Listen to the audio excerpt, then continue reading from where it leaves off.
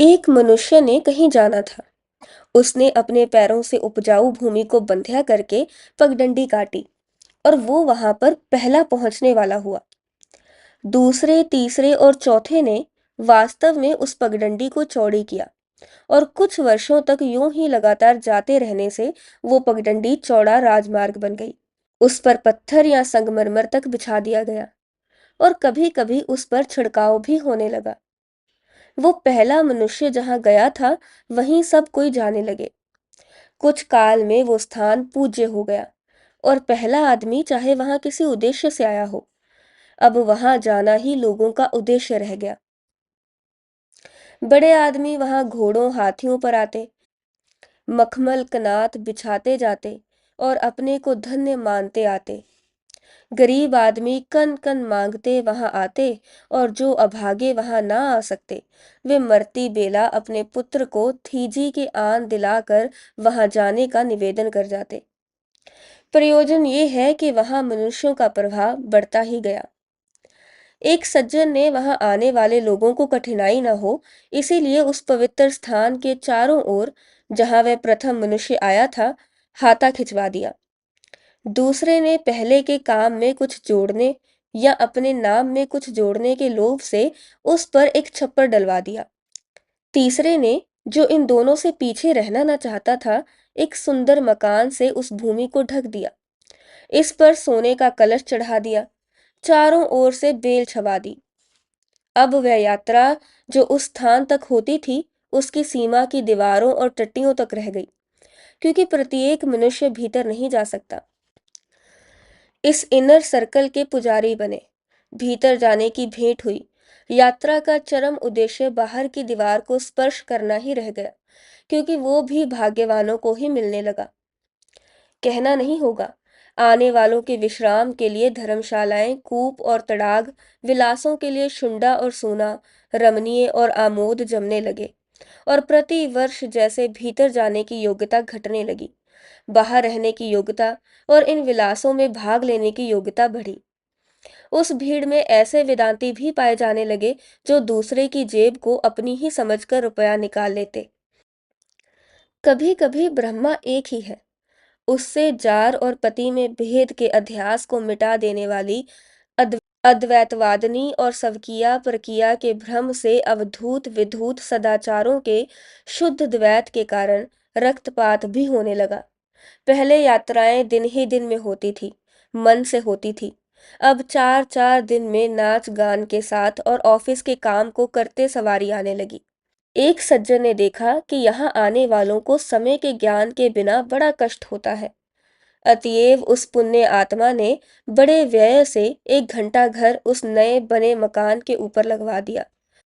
रात के अंधकार में उसका प्रकाश और सुनसानी में उसका मधुर स्वर, क्या पास के और क्या दूर के, सबके चित्त को सुखी करता था। वास्तव में ठीक समय पर उठा देने और सुला देने के लिए, एकांत में पापियों को डराने और साधुओं को आश्वासन करने के लिए वो काम देने लगा। सेठ ने इस घंटे की सुइयां सोने की बनवा दी और दूसरे ने रोज उसकी आरती उतारने का प्रबंध कर दिया। कुछ काल बीत गया, लोग पुरानी बातों को भूलने लग गए। भीतर जाने की बात तो किसी को याद नहीं रही। लोग मंदिर की दीवार का छूना ही ठीक मानने लगे। एक फिकरा खड़ा हो गया जो कहता था कि मंदिर की दक्षिण दीवार छूनी चाहिए। दूसरा कहता कि उत्तर दीवार को बिना छुए जाना पाप है। 15 पंडितों ने अपने मस्तिष्क, दूसरों की रोटियां और तीसरों के धैर्य का नाश करके 10 पर्वों के एक ग्रंथ में सिद्ध कर दिया, या सिद्ध करके अपने को धोखा देना चाहा कि दोनों झूठे हैं।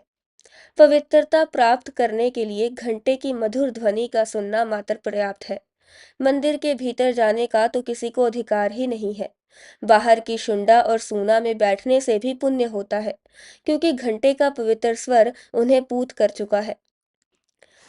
इस सिद्ध करने या सिद्ध करने के मिस का बड़ा फल हुआ। गाहक अधिक जुटने लगे और उन्हें अनुकूल देखकर नियम किए गए कि रास्ते में इतने पैर रखने, घंटा बजे तो यूं कान खड़ा करके सुनना, अमुक स्थान पर वाम चरण से खड़े होना और अमुक पर दक्षिण से, यहाँ तक के मार्ग में छींकने तक का कर्मकांड बन गया। और भी समय बीता। घंटाघर सूर्य के पीछे रह गया। सूर्य क्षितिज पर आकर लोगों को उठाता और काम में लगाता। घंटाघर कहा करता कि अभी सोए रहो। इसी से घंटाघर के पास कोई छोटी मोटी घड़ियां बन गई। प्रत्येक में की टिक टिक बकरी और झल्टी को मात करती। उन छोटी मोटियों से घबरा के लोग सूर्य की ओर देखते और घंटाघर की ओर देखकर आह भर देते। अब यदि वो पुराना घंटाघर, वो प्यारा पाला पोसा घंटा ठीक समय ना बतावे, तो चारों दिशाएं उससे प्रतिध्वनि के मिस से पूछती हैं कि तू यहाँ क्यों है। वो घृणा से उत्तर देता है कि मैं जो कहूँ वही समय है। वो इतने ही में संतुष्ट नहीं है कि उसका काम वह नहीं कर सकता और दूसरे अपने आप उसका काम दे रहे हैं। वो इसी में तृप्त नहीं है कि उसका ऊंचा सर वैसे ही खड़ा है, उसके मांजने को वही वेतन मिलता है और लोग उसके यहाँ आना नहीं भूले हैं। अब यदि वह इतने पर भी संतुष्ट नहीं और चाहे कि लोग अपनी घड़ियों के ठीक समय को बिगाड़ उनकी गति को रोके ही नहीं, प्रत्युत उन्हें उल्टी चलावे, सूर्य उनकी आज्ञा अनुसार 1 मिनट में 4 डिग्री पीछे हटे और लोग जाग कर भी उसे देख कर सोना ठीक समझे, उसका बिगड़ा और पुराना काल सबको संतोष दे, तो वज्र निर्घोष से अपने संपूर्ण तेज से सत्य के वेग से मैं कहूंगा, भगवन, नहीं, कभी नहीं। हमारी आंखों को तुम ठग सकते हो, किंतु हमारी आत्मा को नहीं। वो हमारी नहीं है। जिस काम के लिए आप आए थे वो हो चुका। सच्चे या झूठे, तुमने अपने नौकरों का पेट पाला। यदि चुपचाप खड़े रहना चाहो तो खड़े रहो, नहीं तो यदि तुम हमारी घड़ियों के बदलने का हठ करोगे, तो सत्यों के पिता और मिथ्याओं के परम शत्रु के नाम पर मेरा सा तुम्हारा शत्रु और कोई नहीं है। आज से तुम्हारे मेरे में अंधकार और प्रकाश की सी शत्रुता है, क्योंकि यहाँ मित्रता नहीं हो सकती।